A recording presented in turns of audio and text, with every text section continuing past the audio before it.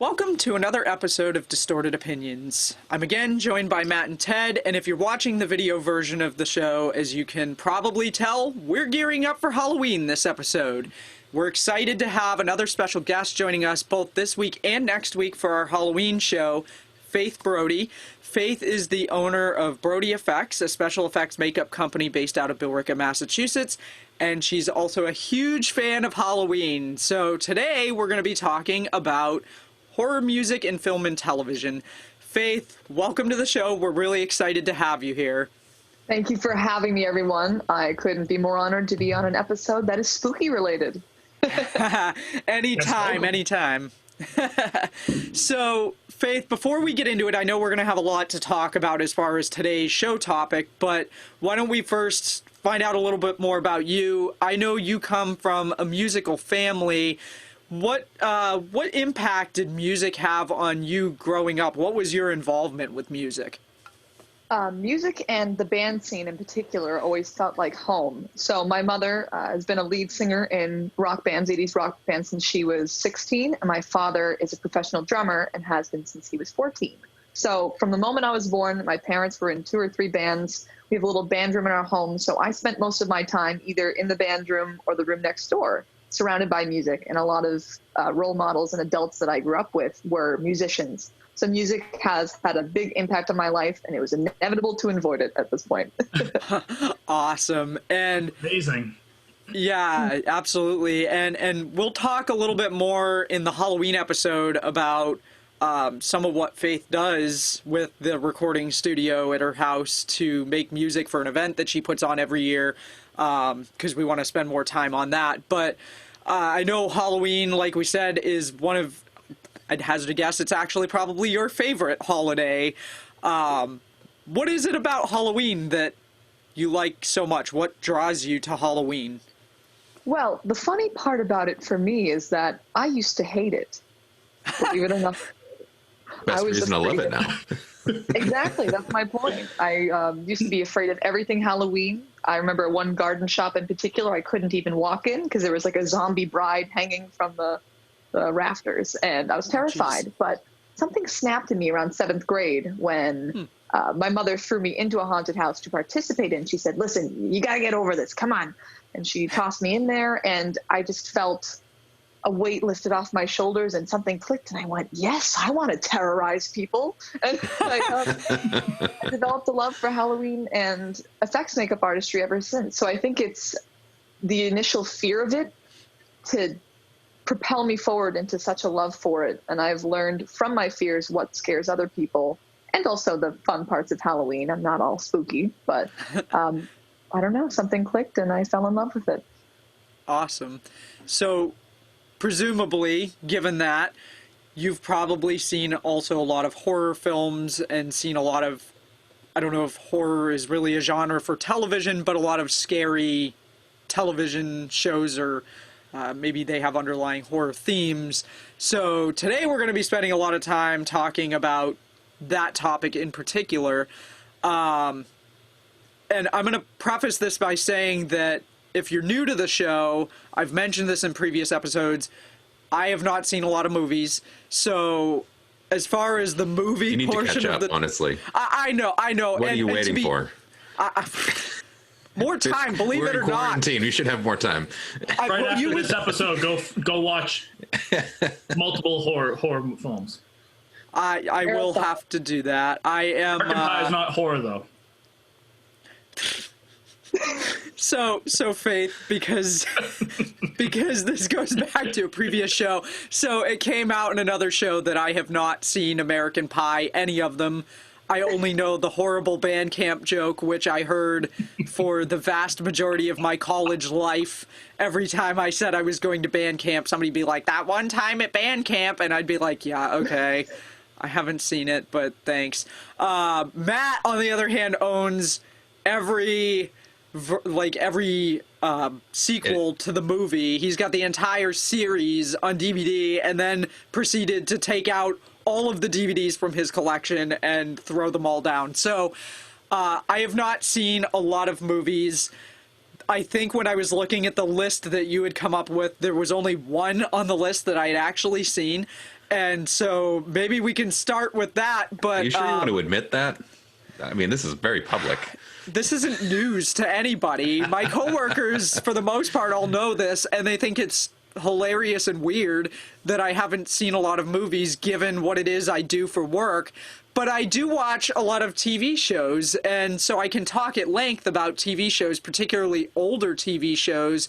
So I've definitely got some TV shows on my list, but yeah, I'm not afraid to admit that I haven't seen most of the movies that are on the list. My hope is that you guys have seen them and that you can kind of pick up the slack where I'm not as knowledgeable on this, but one of the movies that I know was on the list was the original Ghostbusters, and I think everybody's seen the original Ghostbusters, at least. Hope so. I know they've had a couple of sequels, and I haven't seen the sequels. I think I might have seen the second movie, but that was ages ago, so I don't really remember it.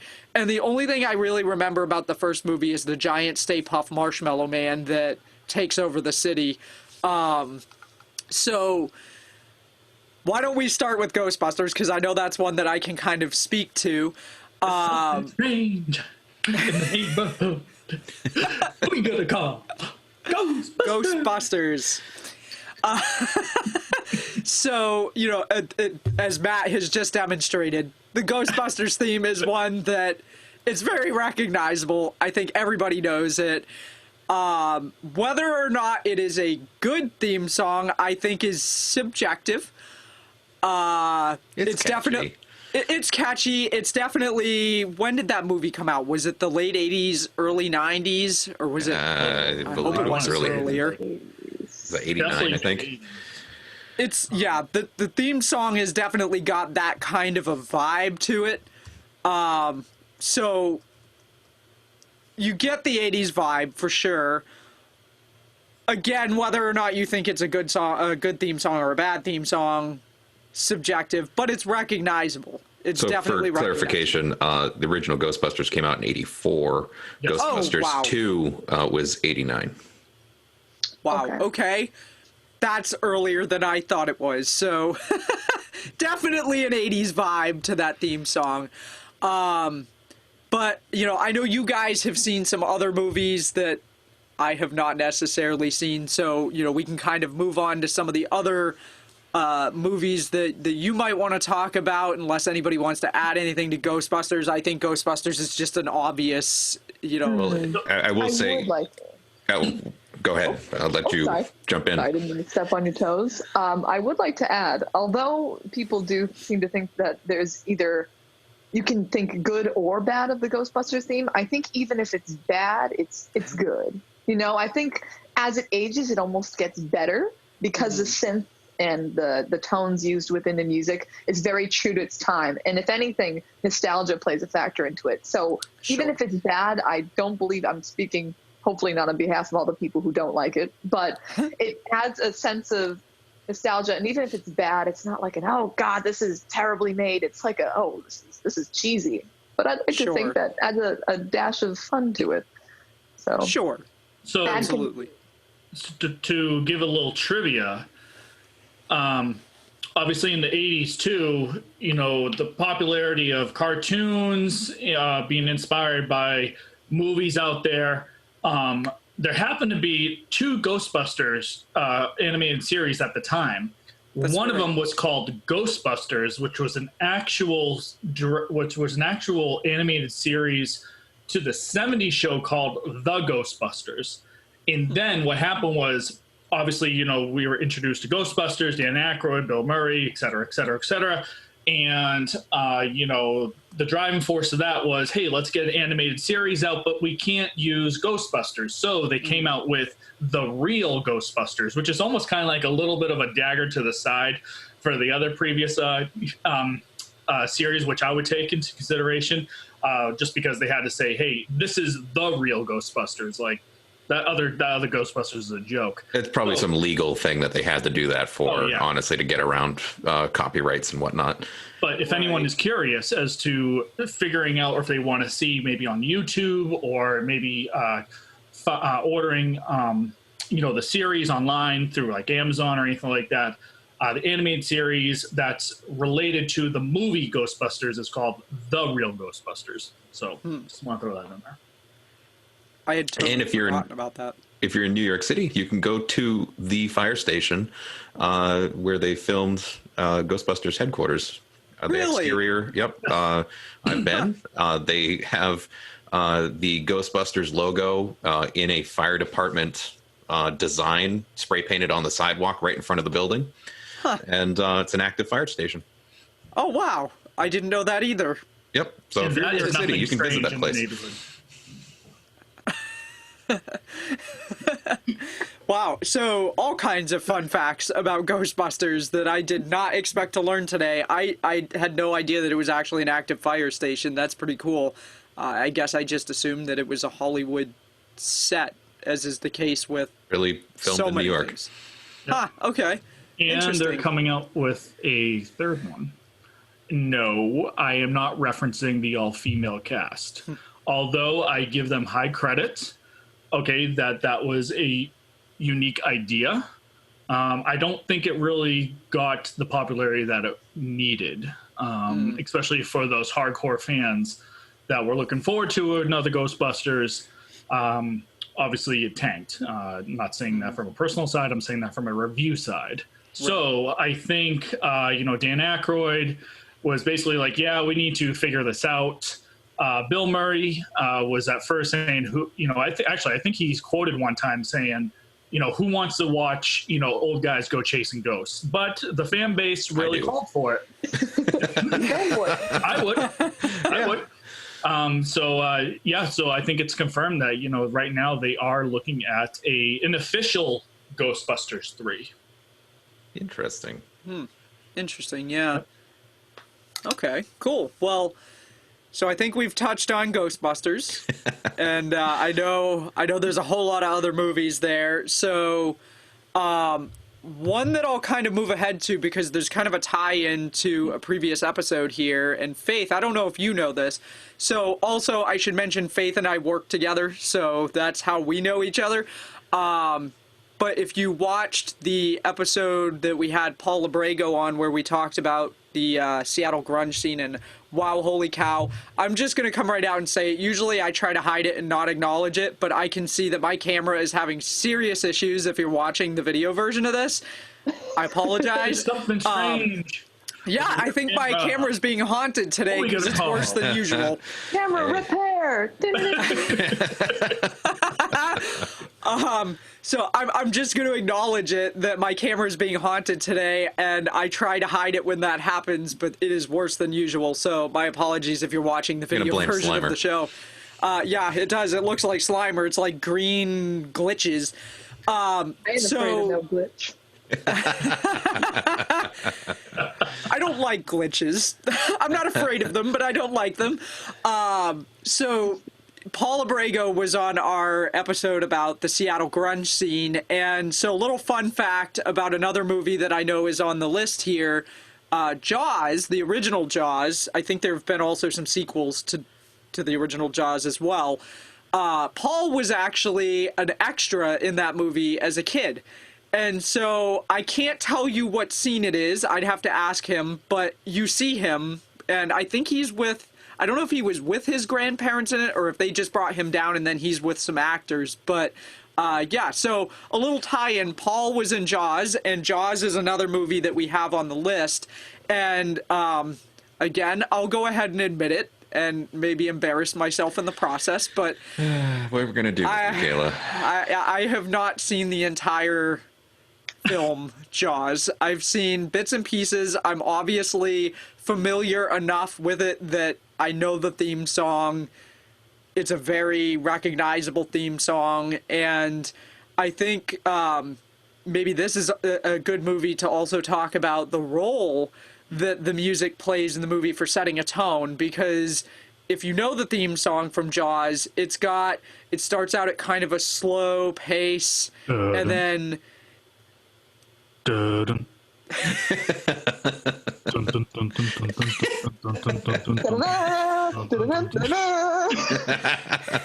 I think it's so speeds iconic, up. though, that a theme song could capture 2 notes, and you could go up to anyone and do the da-da. It's a half step, and everyone's going to think Jaws. So the impact of that theme song just on pop culture in general is astounding.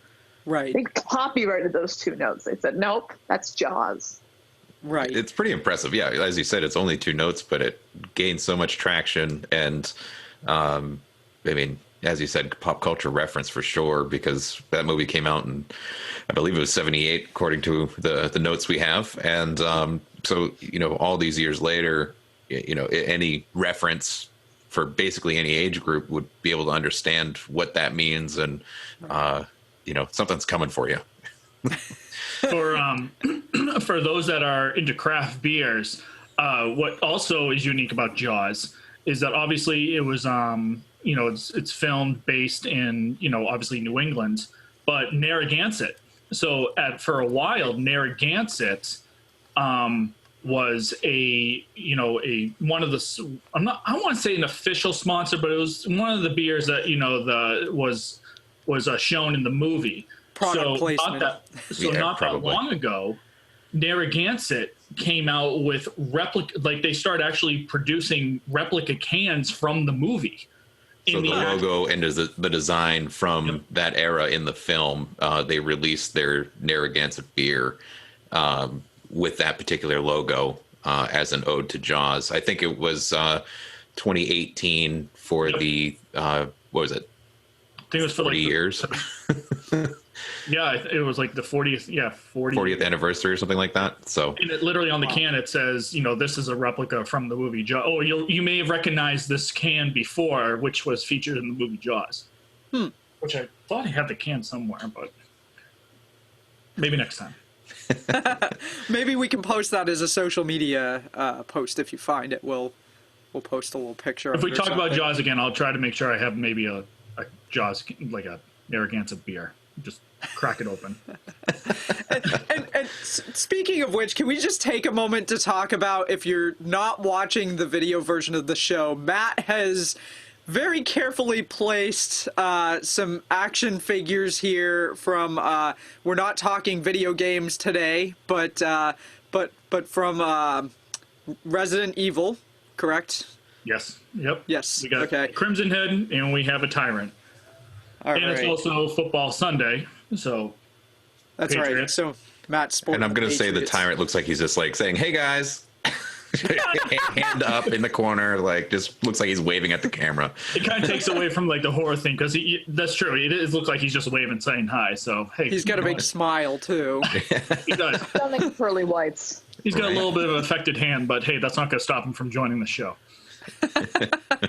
And then Ted has precariously, we will post on our social media behind the scenes picture, Ted has precariously placed a skull in front of his camera, but if you knew what went into making it so that you can actually see that on the camera, So it's...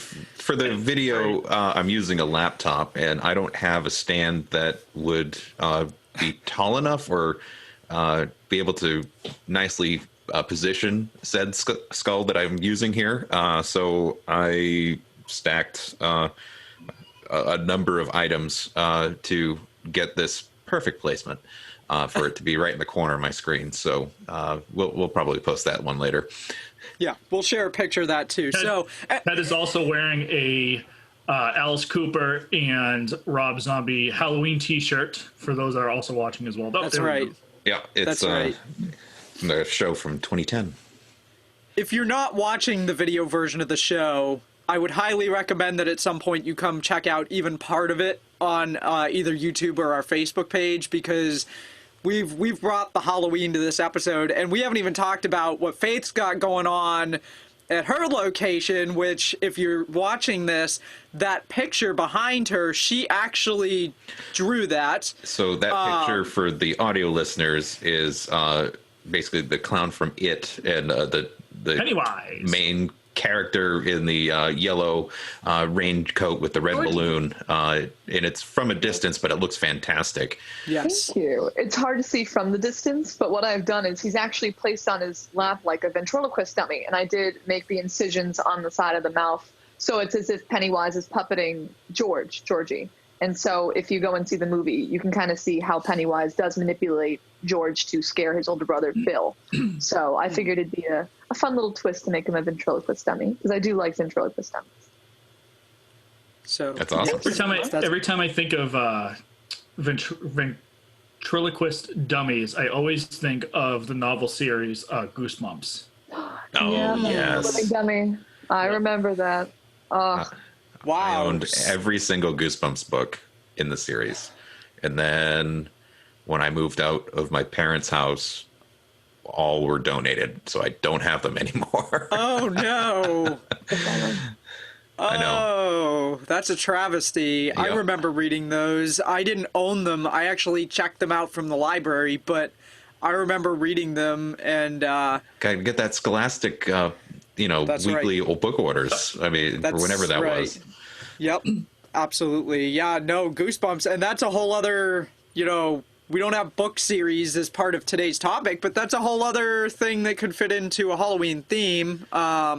And did they have a TV series that was based off that? Yeah, okay. Yeah. They had a TV series, and then they did a movie. They did a couple movies, but I think the first one went into theaters, and the second one, I think, went into like a direct DVD. Don't quote me, though. Okay. I just remember the television series, and when you're reading those books, your imagination certainly, how you picture the characters is certainly one way, and then for the theatrics for what they did in that show, when it was directed, specifically, it was a bit scarier as a child than what I had originally anticipated or portrayed when I read the book. But I will say, watching it far more recently, in the past year, I came across a particular episode, and it is so campy. It is so dumb now, looking back. But as a kid, it was Goosebumps was great, but some of the episodes, I'm like, oof, how did I get scared of this? Like, They really are. I was afraid of the Home Alone movies, and not because he was left home alone whenever he screamed. I couldn't take it. oh, interesting. Yeah, so I guess anything can scare a child, perhaps. But you know what, Faith, to back that up, I can relate to that, especially the scene where, and spoiler alert for those that haven't watched Home Alone. Kayla, have you watched Home Alone? I have seen Home Alone. Are you Yes, sure? I have. Okay. Yes, I've seen the first one. Okay, that's the only one we're going to talk about. Okay. I still haven't seen it. Oh, you haven't seen it? Oh What? no! Oh wait. Okay. No, That I'm was- too scarred of it. Too scarred. That was.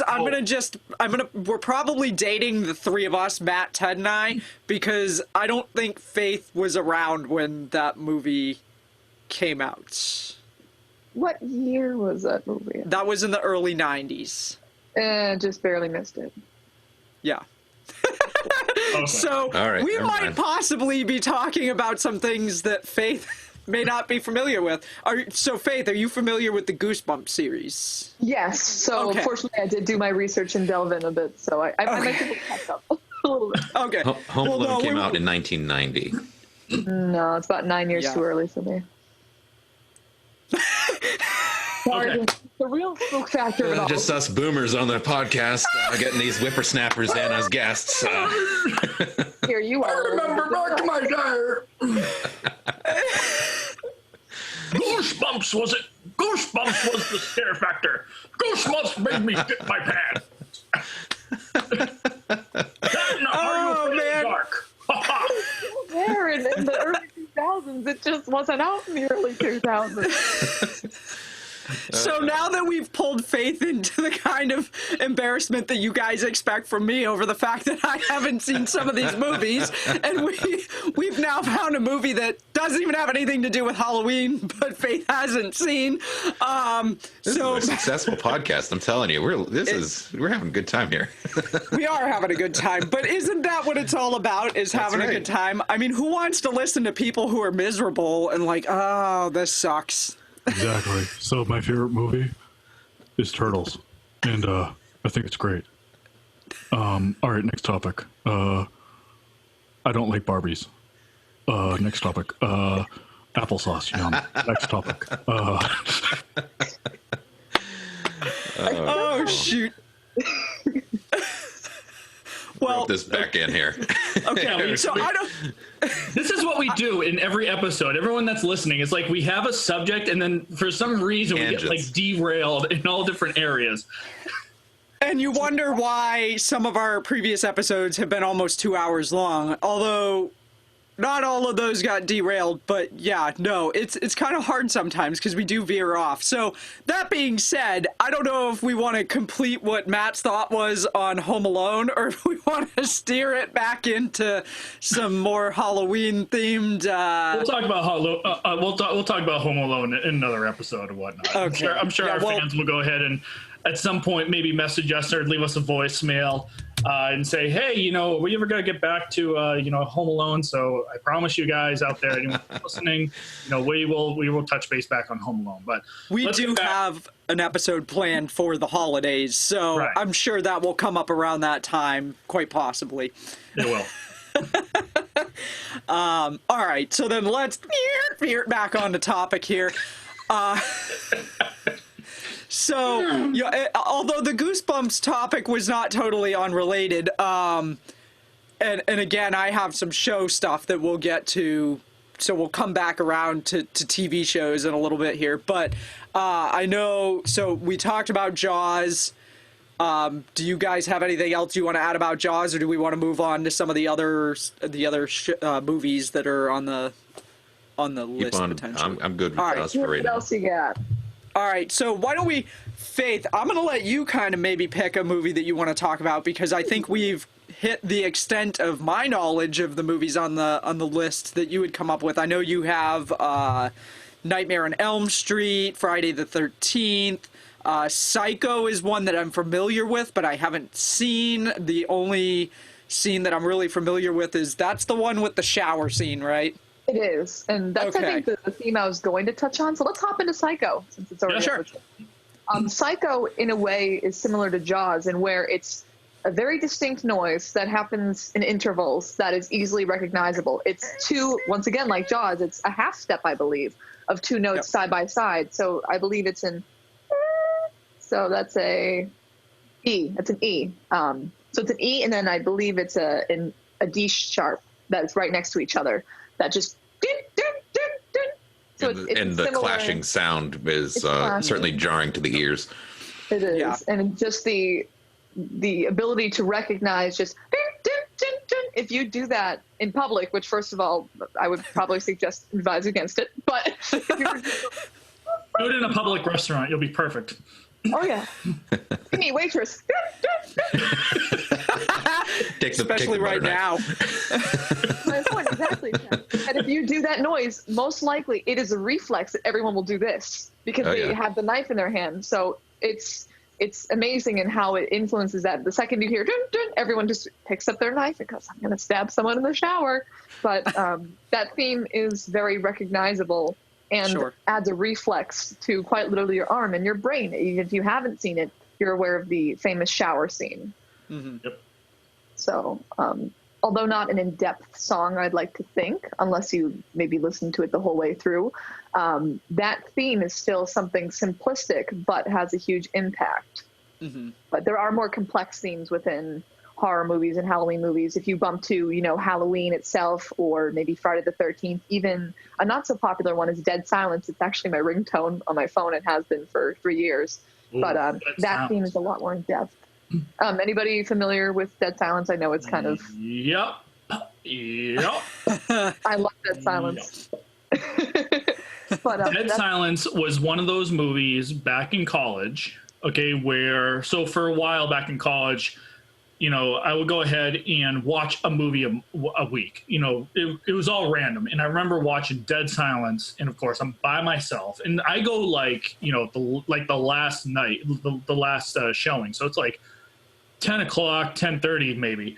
And I remember watching Dead Silence, and there was definitely some awkward and really disturbing scenes, as well as really uneasy music that left me when I was driving home, kind of keeping one eye over my shoulder, because it was It's scary to do when you're driving. I mean, luckily you have mirrors. Hopefully. I had one eye on the road and one eye in the back. So, for those of you that of Dead Silence, it is about ventriloquist dummies. It is the legend of Mary Shaw, and the rhyme is, "Beware the stare of Mary Shaw. She had no children, only dolls. And if you see her, never scream, or she'll rip your tongue out at the seam." Great, thanks. Now I'm going to have nightmares again. Triggered. Yep. Fantastic. Especially the one, if anything, probably the most creepiest scene out of that, again, almost spoiler, is, actually, you know what, I'm not even going to say it, but Faith, you'll probably recognize what scene I'm talking about, is when they're in the hotel and in the corner. Yep. That's probably, for a while, I was like, yeah, I couldn't probably stay in a hotel, after watching that scene. But it's freaky. But yes, she actually transforms herself into a doll. One of her death wishes is after she was killed. She wanted to become a ventriloquist doll, so she does have the hangy jaw, and it's just. Ugh. But in comparison, looping back to when I was touching upon Psycho and Jaws, is that if you listen to that theme song, it's actually sectioned. So it begins with like a slow, like xylophone section, and then it cuts into a very orchestral moment. And then it speeds up into a different phrasing of it, and there's different components to it, but it's very involved, which is in heavy contrast to the two notes clashing or the alternating of two notes. So there is a variant in Halloween music, its effects, and its intricate decisions made in the score. Mm-hmm. But Dead Silence is a favorite of mine. But awesome. I'm going to have to watch the movie. Incredible. No, I feel like I have to watch it now. I've not watched that movie. It's really good. It's really creepy too. I mean, 'tis the season. We're heading right there. So that's right. It's a good soundtrack too. If I had it as a ringtone for 3 years, it's pretty catchy. Excellent. I like it. Awesome. So we have got maybe about, if we're going to try to keep this show to an hour, we've got maybe about 10 to 15 more minutes left before we should probably start moving into our song of the week. I know there's so much stuff that we have to cover on this, and then we still have next week is our actual Halloween episode. Do you guys mind if I move a little bit into one of the TV shows I had, or go for it? Faith, were there any other movies you wanted to touch upon before I do that? I think the movies were mentioned, and just the thing is that everyone recognizes them and how they differ in intricacy, but they're still recognizable. Sure. Because so at one point you had mentioned the, I guess, kind of minimalism of the Psycho, that sound with the, see, I just by default have to that do sound. So for TV shows, one that came to mind for me, and depending on who you ask, they might consider this more sci-fi than necessarily a horror theme, but there are definitely some horror themes in this show, is The Twilight Zone. And The Twilight Zone, maybe by today's standards, some of the more creepy episodes are maybe not as creepy because special effects have come a long way, but I think for the time, a lot of those episodes would have been really creepy if you were a kid. I think it's kind of like, Ted's whole thing about Goosebumps and how at the time your imagination kind of went wild and things seemed a lot scarier in those books than now as an adult. If you're watching the shows or reading the books, it's like, oh, okay, that's not really as scary as it seemed. I feel like Twilight Zone is kind of the same. And so I'm not going to spend a whole lot of time talking about the theme because that's actually going to go into our song of the week. But there are a couple of episodes in particular that stood out to me. One that, if you haven't seen it, it's called The Invaders. And this episode, there is no dialogue, really. There are a couple of lines, but for the most part, there's no dialogue. So the only thing you really hear through the whole episode is the shrieking of the only character in the episode, which is played by Agnes Moorehead, and then you hear some little sound effects. The whole premise of the episode is that this woman is by herself. She lives in kind of a dilapidated farmhouse, and it looks like there's either been some sort of nuclear fallout or they're in a war or something, and the house is really run down. She appears to be very poor and doesn't have a lot, and she's holed up in this house that you quickly find out has been invaded by tiny aliens. And so all you hear through the whole episode, aside from her shrieks, are the sounds of what are supposed to be like little laser guns that the aliens are firing at her. But there's no other dialogue, no sound. And to me, that's kind of off-putting in itself, because there aren't a lot of shows or movies where there's not, I mean, short of obviously the early 1900s when films were just starting and you had films that had no dialogue. It was all, you know, text pops up on screen and there's music.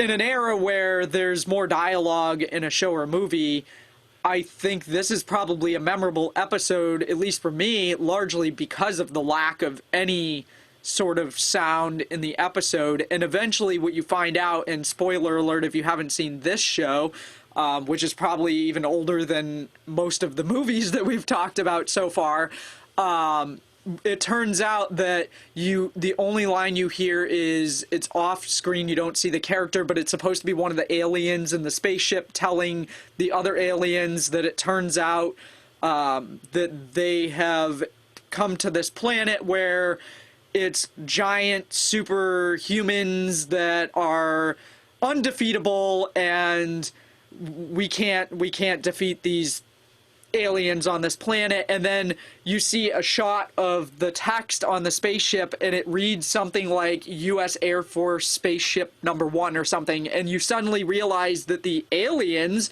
are actually humans who have come to another planet where there's giant versions of humans that are attacking them. And so it's a really strange episode. The Twilight Zone in general is kind of strange. The whole series is just these weird things that are supposed to happen in another dimension. But that's an episode that really stood out to me, largely because of the lack of, I don't think there's even much music in it. There's not much sound, period. So it's just weird, and it's kind of creepy, and again, probably more scary at the time than it is to us now, but you can definitely still kind of feel the scariness of it if you watch it. So to your point, for that particular episode, even I know this is we're talking about music, and maybe we'll touch upon it for the episode next week for the Halloween one, but you know, the absence of music is its own, you know, ambiance, if you will, and certainly creates its own theme in a particular way, and instills fear at the same time. So, you know, it's obviously, as you've noted in that particular example, that's the case outside of the, you know, the guns from the aliens, but certainly that plays a big suspense factor too. I'm going to loop this back to Dead Silence, not because it's one of my favorite movies, but because there is a relation to what you're saying. There is moments where when Mary Shaw is about to attack, and I don't believe this spoils anything, but there's scenes in particular where gradually the victim becomes aware of what's happening because sounds start to fade away. So there's a woman walking through her kitchen and the tea kettle's whizzing, and then slowly the sound goes away. And then the radio's playing, it all goes away. And then she's in complete silence and she can't hear anything. And typically we see in horror, it does the opposite, where it builds up music to add that suspense. But in some cases, taking away music or even abruptly cutting can create a suspense of its own and create an ambiance. And it makes you kind of aware of, you know, your own heartbeat, where you are, what's happening, and your surroundings, because you're looking for a sound that isn't there. So Dead Silence does a wonderful job of showing that, as well as other movies too. Well, and that makes the actual jump scare portion of horror even more jarring, because you're used to they slowly take that sound down, and then it's nice bass line, and then it's just like bah, like big, you know, loud noise, and that's where, you know, it scares you anyway, because you might be vested based on that ambience. So, and obviously we'll tie into I feel like a number of topics how we're progressing with what we have scheduled here. And also, Twilight Zone is also another one of those iconic, theme songs. Again, just three notes. Do do do do do do do. It just continuously, up and down, up and down, and it's again, if you were to hear, that song, in public, I'm sure, the first image that comes to someone's mind is the host that's actually talking to the audience about, the episode and then the conclusion of the episode. And then at the same time saying, hey, what if it happened to you? It almost reminds me a little bit of another show that had a creepy ambience to it, which was, Faith, it might be out of your category, so I apologize in advance, but Unsolved Mysteries. Oh, yeah. Heard of it. I haven't gone in depth into it, but I'm open to it. Unsolved Mysteries was obviously, it's a show that, situations happened and there's no conclusion. It's just a cold case gone closed. But what was unique about that show, in which was it actually caused controversy too, which was, for those that are familiar or not familiar with, for those that are not familiar with Unsolved Mysteries, just YouTube Unsolved Mysteries opening theme song, and you'll understand what I'm talking about. It's a very unsettling, creepy type of theme song. And it doesn't help that the host, just obviously at the very end, trench coat, like he's trench coat, walks in through some smoke type of thing. Like he says, hey, he's possibly out there, so he could be coming for you. So it's just like, oh, that's great. Now, of course, all those stories are obviously based on reality. So there's the realism factor. And then because they're unsolved or the killer's still out there and it's reality, and given some of the, ambience from, that guy walking up, like he's like coming out of like a street alley type of thing, outside, whatnot. He might be out there, and you're going to want to lock your doors after, depending on what that topic was for that episode. So definitely an interesting reference. And a quick real world story about that.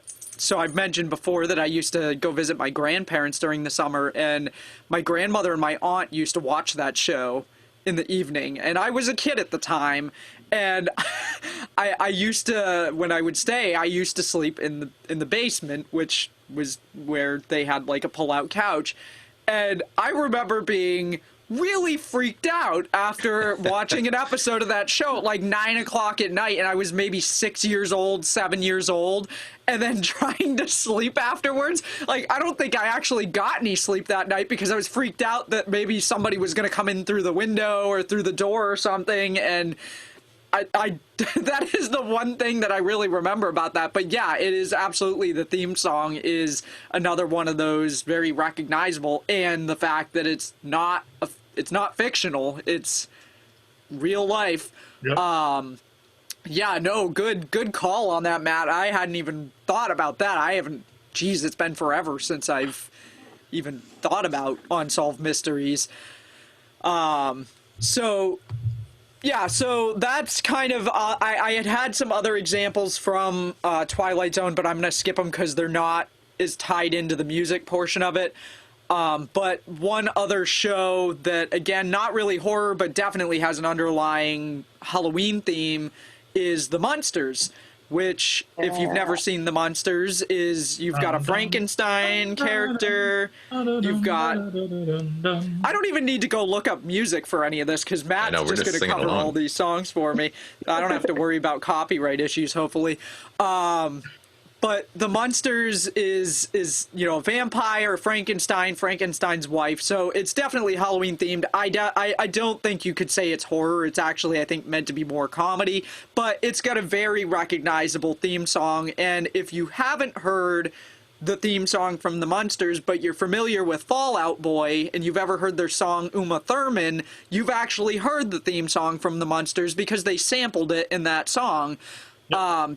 But kind of along the same genre was, Matt had mentioned when we were talking before the show, The Addams Family is another show that has a very memorable theme song to it. Again, not necessarily spooky, and the show itself is not necessarily creepy or spooky, but the theme song is, you hear it and you know, and it's a very distinguishable theme song. So those were just a couple of other shows that kind of came up to me but definitely the Twilight Zone stuff. There's a lot of episodes, and there are episodes that have more music that plays into the episode too, but I won't get into those just because I know we're running out of time, and we have a few minutes left, so... Before we jump into Song of the Week, a little fact check on Unsolved Mysteries. Yep. Yeah. Started in 1987. Okay. To present day. It's on Netflix. Oh, it's still on. Oh. How about that?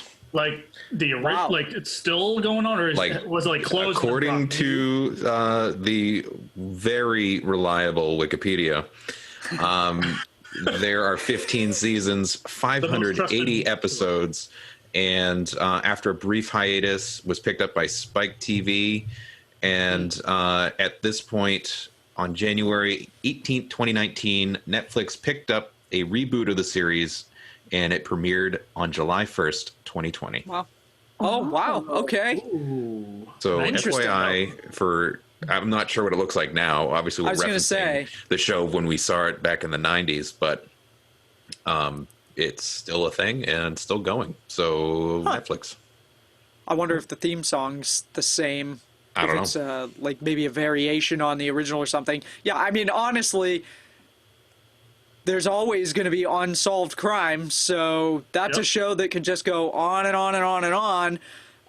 But I did not realize that it was still on. I actually thought it ended years ago, so that's interesting that they brought it back. I'll have to try and check that out now. I'm curious. Right. But probably won't watch too many episodes because I might still have nightmares. You need to catch up on movies. You can't At watch least you too won't be many of in those the episodes. basement. That's true. That's true. Don't worry, all the listeners outside of this podcast, we're going to harass Kayla via text to watch all these movies that she has not seen. So not to worry, she'll be caught up eventually. I just saw Blues Brothers for the first time like 3 years ago. Actually, no, it was longer than that. It was like maybe 6 years ago. So you know what the ultimate question is going to have to be, right? So at some point in time, you may have to watch Star Trek and Star Wars and pick a side. Ooh. I And have Star Wars. actually seen the Star Wars movies, but it's been I haven't seen all of them. I saw the originals, but it's been a while. Yeah, the originals. That's all that matters. Really If you matters. watch the original, Okay. the original three, then you're on a good track. All right. I have not seen all of the Star Trek movies, though. I saw the most recent one with Chris Pine. That one I did see. Ooh. Can I get angry that's- about something for a moment here regarding Star Absolutely. Trek? Do it. It's Oh. horror. It's a distorted opinion. It is a distorted Short opinion. Let's do it. That's it. Roll credits. So what? It baffles me. So you know the original Star Trek TV show. There is apparently a function on the newer DVD settings where you can watch it in a version that actually upped the effects and the practical effects and special effects, and they altered it. And I'm like they try to make it look better, and I see what they're doing, but it just infuriates me because I think what makes the original Star Trek so wonderful is the cheesiness. I love seeing little spaceships on strings.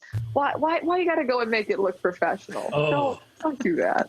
But It's kind of like Star Wars when they tried to remaster it by adding special effects in the 90s. That was one time when Yeah. It really, I like how it added some supporting story, just snippets, right? That were just more or less fundraising for the newer episodes 1 through 3. Oh, like the replacement of Anakin as one of the Force Ghosts, Hayden Christensen, as opposed to the Vader Force Ghost, I'm assuming. Right, but I mean, just even like the scene in episode 4 with the expansion where Han Solo steps over the tail of Jabba the Hutt in front of the Millennium Falcon. That doesn't exist in the original movie, obviously redone, but Jabba the Hutt looks ridiculous because the CG wasn't that good. It didn't really play into it. Give me the cheesy costumes or the episode 6, Return of the Jedi with Jabba on his throne, and all of that. As campy as some of those costumes are, at least I don't know, it's real. Yeah, to make I something have- new, the different thing, but then to alter what's already been created just to stick with the times, I find just tacky in my opinion. It doesn't age with it well. Preserve Well, it. it's kind of like with today's music. You have good songs that are out there, and then for some reason, we already talked about how A&R reps are out there, and they have their opinion, which is, and you have the artist's opinion, which is awesome.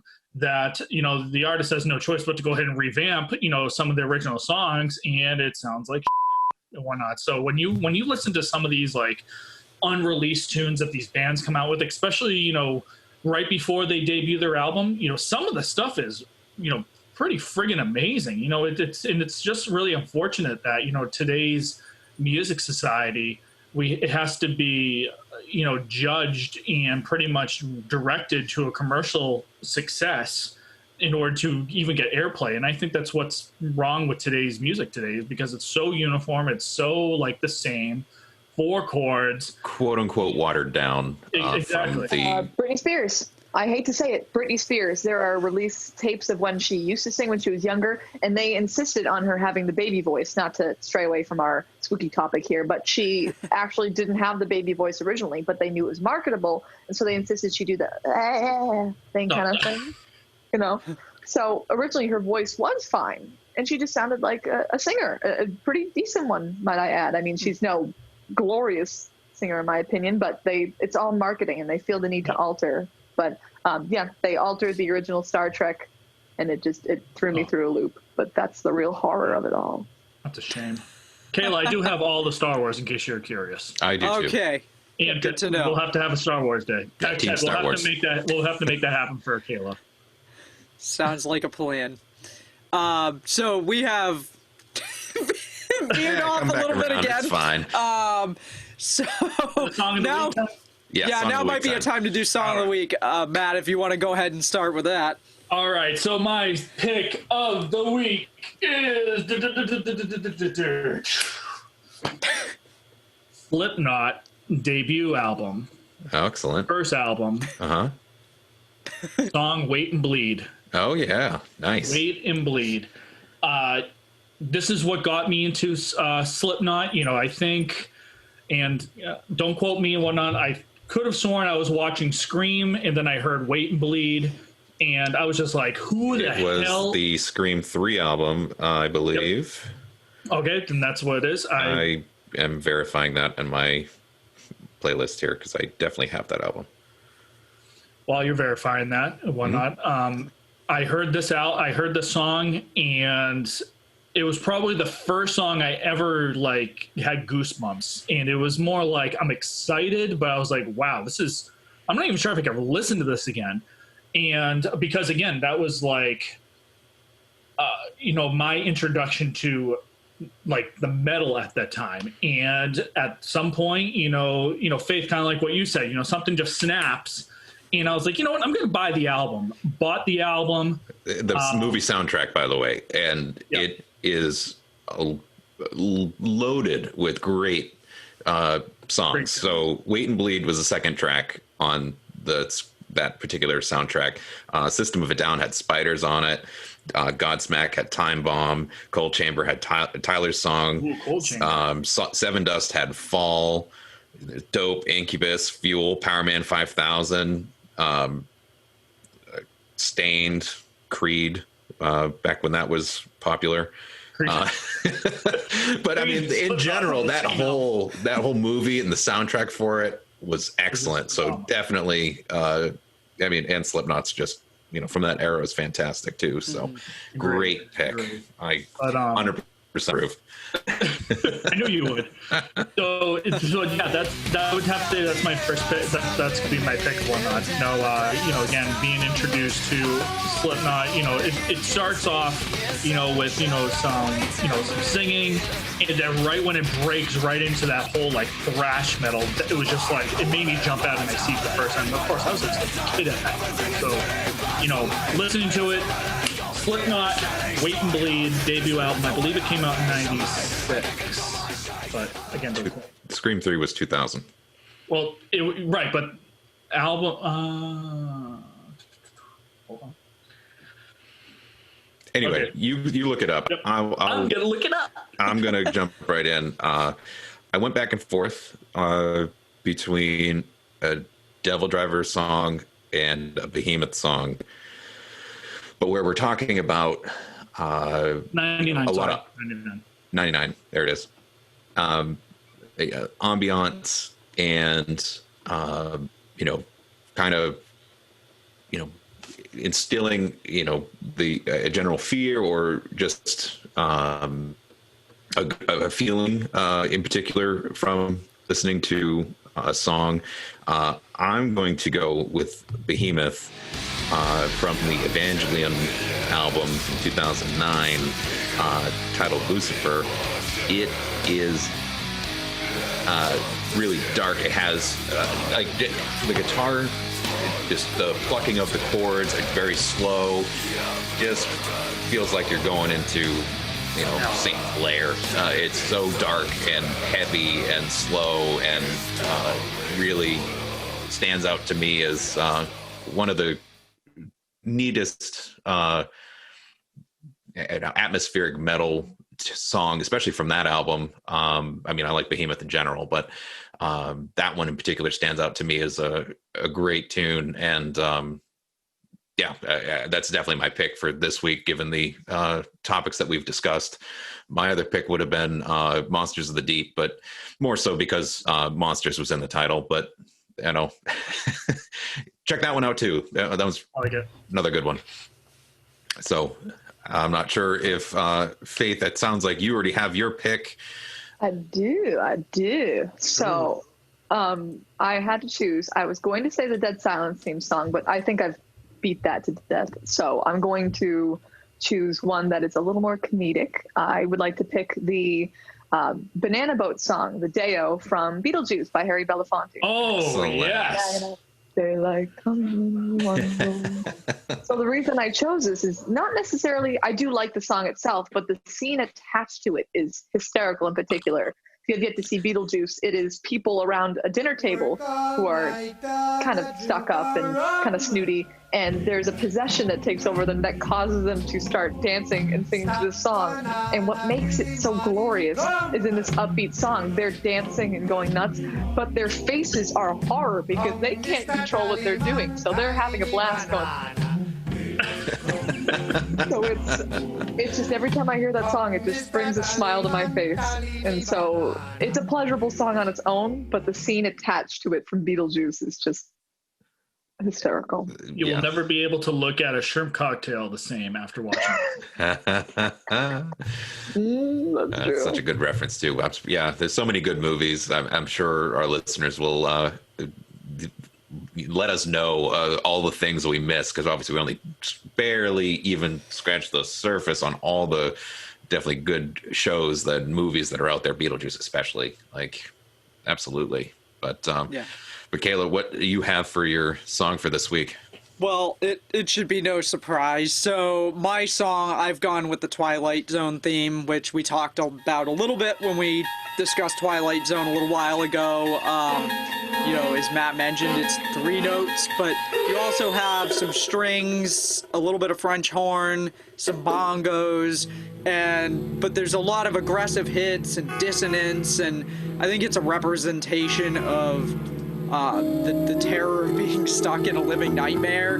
It's a memorable theme song. It's kind of creepy, and it's kind of like the Jaws theme, where I think it's very much a pop culture reference at this point, that somebody can be telling a story that's kind of creepy or bizarre, and someone can go do do do do do do do do, and everybody knows it's a reference to the Twilight Zone. So my pick is going to be the Twilight Zone theme, and as a reminder, because I usually forget to mention this, if you want to hear all of our pick of the weeks in their entirety, we have a Spotify playlist that we put in the description of all of our shows that you can click on and be able to hear all of these songs, both from this episode and past episodes. So that's it for me, Twilight Zone. And I think that's all the time we have for this episode. So I think we're going to wrap it up here, but next week be sure to join us because we're going to be talking more about Halloween, in particular the history of Halloween music, and Faith will be back with us for that. And we're also going to get to hear a bit more about the event that Faith puts on every year using her special effects makeup and her ability to scare the crap out of people.